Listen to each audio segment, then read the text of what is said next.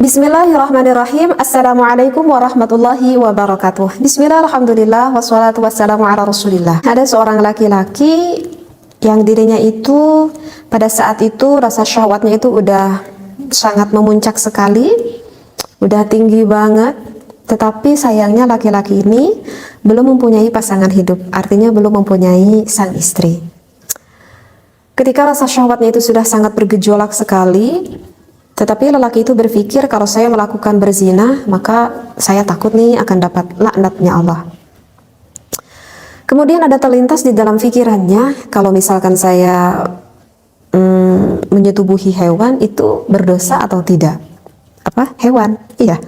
Ingin menyetubuhi binatang.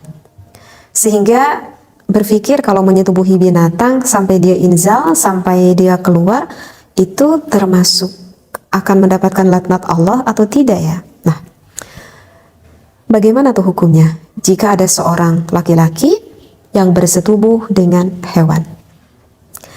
Maka Al-Habib Abdullah bin Husain Ba'alawi di dalam kitab Sulam Taufik dikatakan bahwa ada sebagian min ma'asil farji, sebagian dari maksiat-maksiat farji, diantaranya itu adalah ityanul bahaim. Di sana dikatakan adalah ityanul bahaim. Artinya ityanul bahaim adalah bersetubuh dengan hewan. Na'udzubillah, subhanallah min dzalik ya. Emang ada gak orang yang seperti ini ya? Karena sebenarnya saya belum pernah dengar gitu ya. Ada kasus kejadian seperti ini gitu. Tapi kalau misalkan ada di referensi kitabnya, ya ini menentukan berarti di dalam kehidupan nyata pun ya berarti ada gitu. Walaupun saya sendiri belum pernah mendengar ada orang yang bersetubuh dengan hewan gitu. Kok bisa gitu ya? Ya mungkin ada ya, karena referensinya juga ada. Meskipun hewannya itu adalah hewan sendiri loh. Misalkan lelaki itu berpikir, tapi kan ini misalkan hewan apa ya? Apa ya? Mungkin hewan sapi kali ya, karena sapi itu kan besar ya. Hewan sapi ataupun mungkin kambing ya, atau apa lagi ya? Kuda gitu. Saya gak terlalu paham ya dengan hewan apanya gitu ya, karena saya belum pernah mendengar juga gitu kasusnya seperti itu ya. Artinya walaupun hewan ternaknya itu adalah hewan miliknya pribadi, artinya bukan hewan tetangganya gitu, walaupun hewan milik ternaknya itu pribadi, itu sama hukumnya. Barusan dikatakan kata pengarang kitab Sulam Taufik itu termasuk maksiat farji. Kenapa di dalam Sulam Taufik dikatakan bahwa itu adalah mima'asul farji, termasuk maksiat farji? Itu berdasarkan dari hadis Rasulullah Sallallahu Alaihi Wasallam yang berbunyi mal'unun man ata syai'an minal bahaim. Kata Rasulullah, terlaknatlah orang yang bersetubuh dengan hewan. Jadi itu jelas banget ya. Dari sabda Rasulullah mengatakan bahwa terlaknatlah, berarti menunjukkan bahwa kata terlaknat itu adalah hukumnya adalah diharamkan. Na'udzubillahi min dzalik ya. Orang sampai segininya seperti itu. Dan juga diperkuat dari hadis Rasulullah Shallallahu Alaihi Wasallam. Ada hadis yang lain yang mengatakan bahwa ada 4 golongan orang-orang yang akan mendapatkan murka dari Allah dan akan dibenci oleh Allah Subhanahu Wa Taala.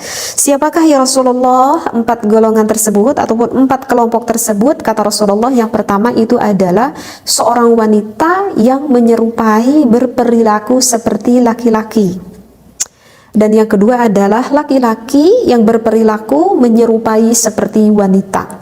Bahkan orang yang seperti ini itu termasuk membatalkan kepada imannya. Karena yang membatalkan kepada iman itu ada 10 perkara, diantaranya adalah ini: wanita menyerupai laki-laki dan laki-laki yang menyerupai wanita, seperti itu ya. Dan yang ketiga itu adalah orang yang menyetubuhi hewan. Nah, ini ada nih orang yang menyetubuhi hewan.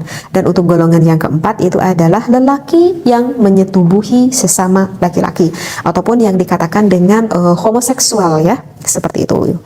Mujam al-Awsat li Tabrani ya, bisa dilihat nomor hadisnya pada nomor 6858. Jadi bisa difahami ya bahwa itu hukumnya sama, haram, termasuk dosa besar, tidak boleh. Seperti itu. Kalau nggak kebayang deh kalau sama hewan gitu ya, nggak kebayang tuh, oleh saya tuh nggak kebayang banget gitu. Nah kemudian lantas untuk orang-orang yang melakukan bersetubuh dengan hewan ini nanti mendapat hukumannya itu bagaimana nih kalau menurut pandangan hukum Islam seperti itu.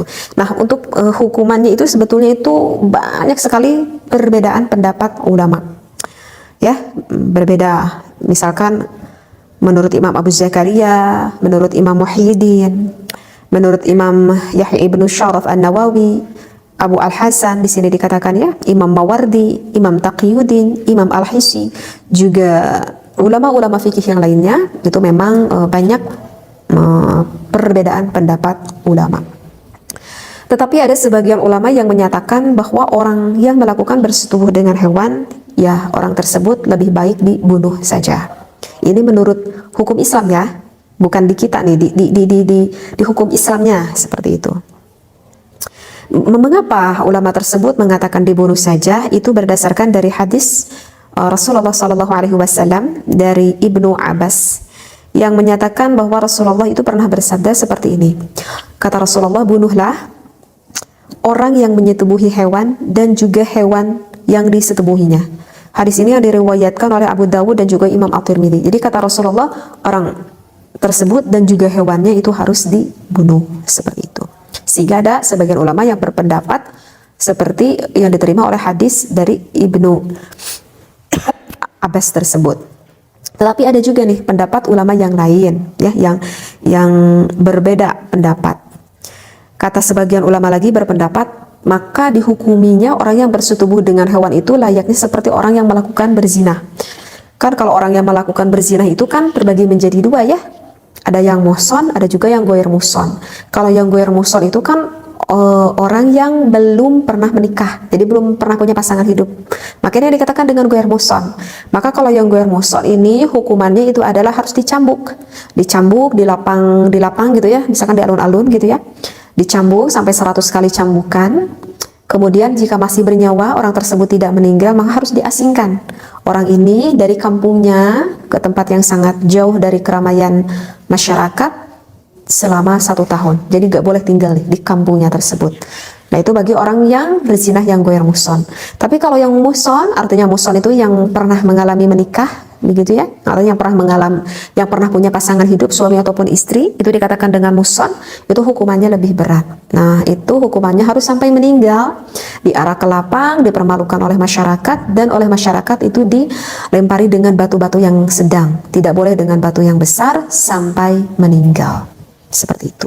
Itu hukuman untuk orang yang zinah muhson. Nah, jadi ada sebagian ulama yang berpendapat samakan saja seperti orang yang melakukan berzinah. Ini yang disampaikan oleh Imam Al-Mazani seperti itu ya. Ini adalah menurut pendapat ulama yang mayoritas yang kedua.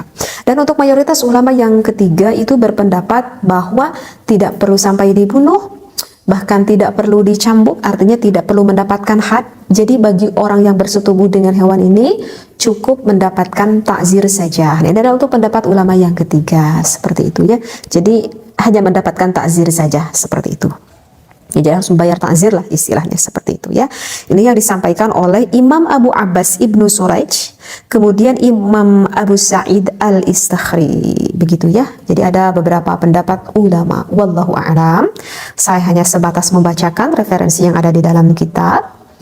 Mudah-mudahan bisa difahami apa yang sudah saya sampaikan, dan mudah-mudahan kita semuanya, naudzubillahi min dzalik, tidak terjerumus terhadap min ma'asil farji, terhadap hal-hal yang membuat kita maksiat terhadap farji kita.